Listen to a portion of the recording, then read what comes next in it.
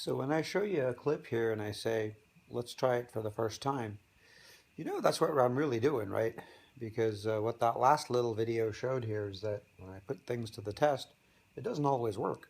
But with British cars and classic cars in general, really, if at first you don't succeed, you just figure out what's going on. And soon you will.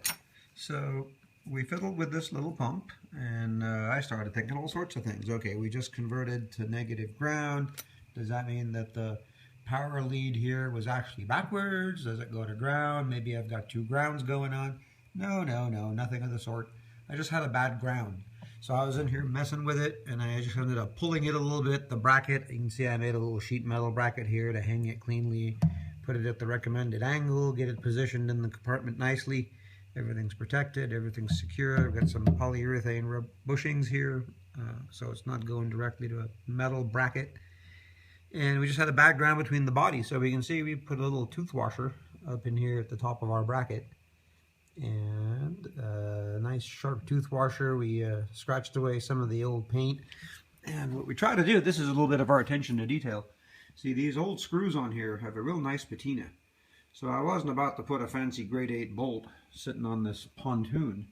I wanted to reuse these original, very well patinaed screws, and you can see how they're at the base of them.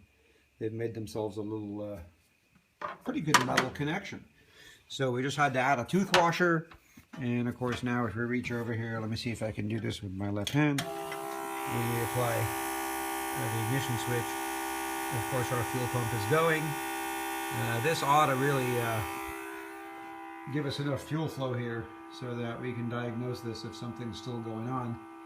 But basically we've got a gross jet in this, so it ought to be able to handle a little bit more pressure along with that more volume for our hot rod engine. Alright, we'll maybe put it to the test out here in the middle of the night, but more likely we'll take it to work tomorrow and report the results.